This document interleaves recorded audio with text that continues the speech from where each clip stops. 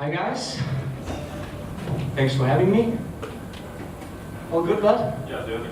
That's a good idea. This one, so yeah.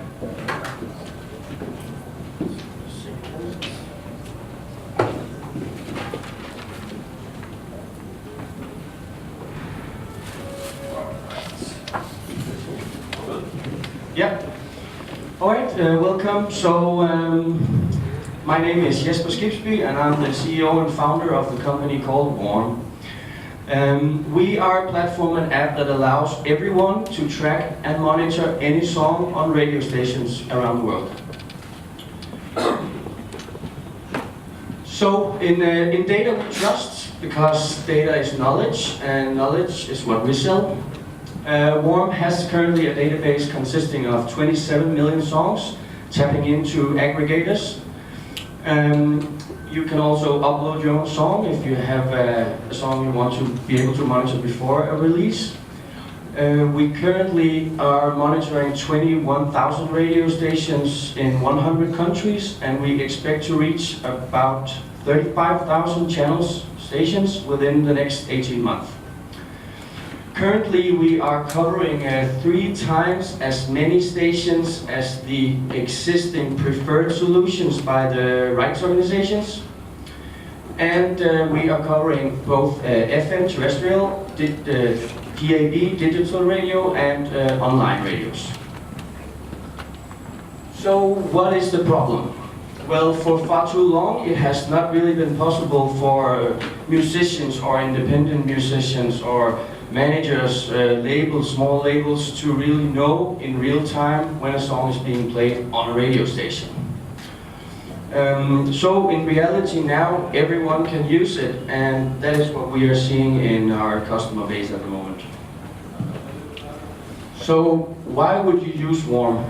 Well, first of all, it gives you transparency, and in a format that nobody really has. So you can obviously use it for controlling your radio promoter. If you hire one, it's often very expensive.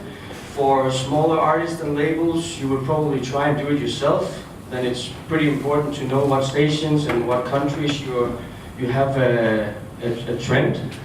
Your tour booking agent would probably like it as well, to see in real time where he should be active, and so on and so on. And last but not least, it would make a lot of sense to contact your PRO, maybe help them finding missing money in Turkey and some stuff like that. So, we're ready for the dashboard. So I'm gonna just give you a quick intro, and if you're interested, we can go deeper in before and after. So let's go here and say we want to look at my songs. Let's go for Justin Bieber. I know he has some airplays. So here we are able to see his airplay traction in the last 7 days. And let's say we wanted to look into the UK, for example. Then we'll get a clear view that he had 766 airplays on his track Sorry for the last week. And we can even see there were 28 airplays in Oxford. We can get more into details afterwards, obviously. So we should try and disconnect. Alright, back on track, and then Alright, subscription model. So how do we make money? First of all, we have a pretty easy solution. There's 2 options. €5 per song per month, and a 12-month subscription for 36 years, which is flexible. So you can actually change your song in running order, as most artists have 3, 4, 5 songs released a year. Our registered users look like this. We launched in mid-April, so we've been up and running for 2 months, and we just reached around 1,000 users. Our first quarter looks like this. We are creating revenue already, even though we also have a freemium model for the first month. We are expecting to reach €3,000 in this month. So how does the market look? Well, it's pretty difficult to say how many musicians or how many managers, but we have tried anyway by taking the different rights organizations, figuring out how many members in specific countries in this case. So from this we will see that there's like 1.3 million musicians, but obviously not all of them are active enough. So we have made a rule based on experience from the Danish association CODA. So in this case we expect close to 260,000 users would be our market to go for, which will obviously be even bigger if we look into Eastern European countries and even more into Asia and South America, where especially in Brazil and Chile and Peru, this is really booming with new musicians. Also, Spotify releases approximately 30,000 new songs every day, so there's a lot of musicians and a lot of music going on. So how do we do this? We use audio fingerprint algorithm developed by our partners in Fraunhofer Institute in Ilmenau called BAC technology. So what we are doing is by using satellite, we are locating the frequency on the FM stations, and online we can listen directly to the stream, and yes, that is probably the most important. So how does the future for WORM looks like? Well, first of all, our next sprint will probably be within genre determination. It's a tricky one, but we think we can solve it by machine learning. So every time you upload a song, you will, individually say this is rock, this is death metal or drum and bass. And in the end, we will have an algorithm we can use for the radio stations to actually figuring out if this is a rock station or if this is an urban station and so on.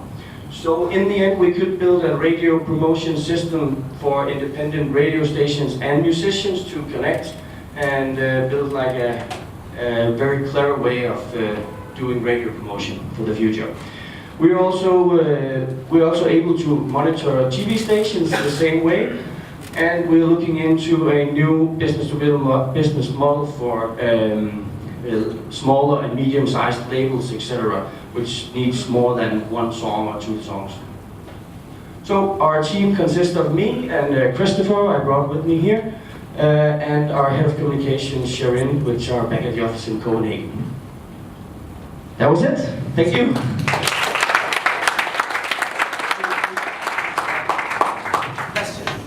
So I may go ahead with the first question. Yes. So there are, from my experience, there are quite a few services that offer this. There is even one in Romania that monitors the entire market. Okay.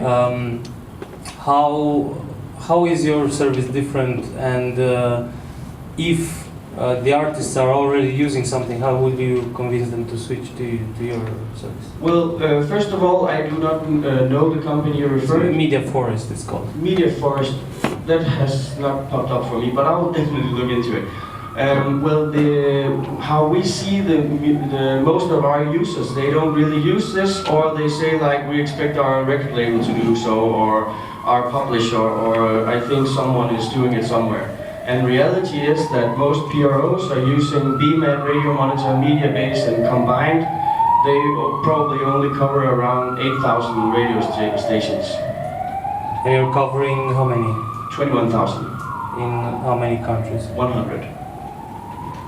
And so I know that a lot of the artists are affiliated to labels and so on and so forth. Is your target market the artist himself, or is it the label and Well, first of all, there's a lot of complications in terms of how can we collect money, and like the larger the company, the more they are reluctant to look into that. And what we really want to is create like an idea from the bottom up. So by using this as a marketing tool, this is like a Swiss Army knife. You can use it for multiple purposes, and that is kind of the idea. And in the end, I think that this will pressure that like the PROs and the major labels, etc., to use this and interact with it, because we can't have a major artist coming to his label saying like, I don't know, Sony, why can I see more airplanes than you do? And they're like, well, I'm only focusing in this territory or something. So I think that by using this from the bottom up, it will create the disruption it needs. So what you're saying is that from your experience there's no solution like this in other countries, and you're looking at a...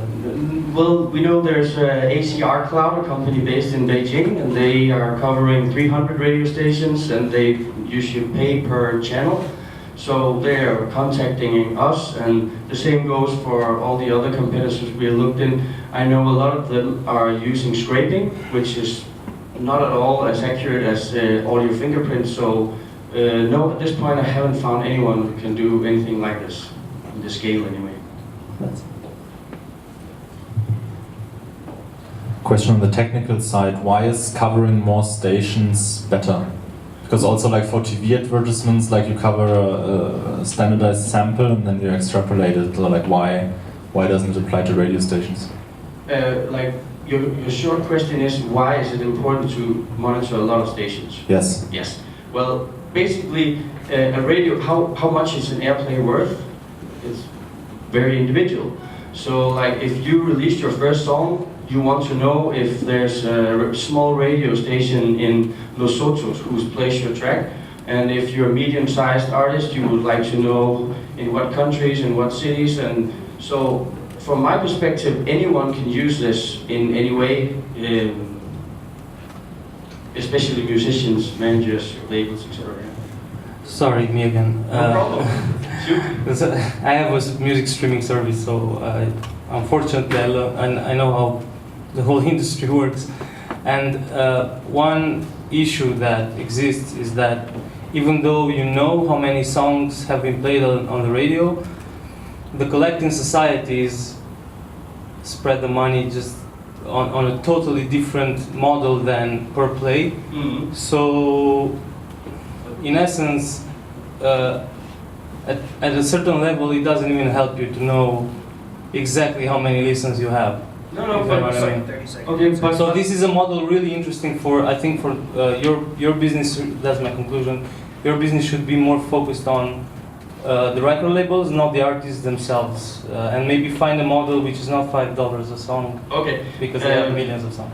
I agree, but on the other hand, nobody knows how many listeners on a radio station. Like your PRO could tell you, like we estimate or guesstimate it has 1 million listeners, it has 2 million listeners, and so on. But every radio stations more or less are online, which means you could have a lot of listeners in other countries. All right. Okay. Super. Excellent. Thank you so much.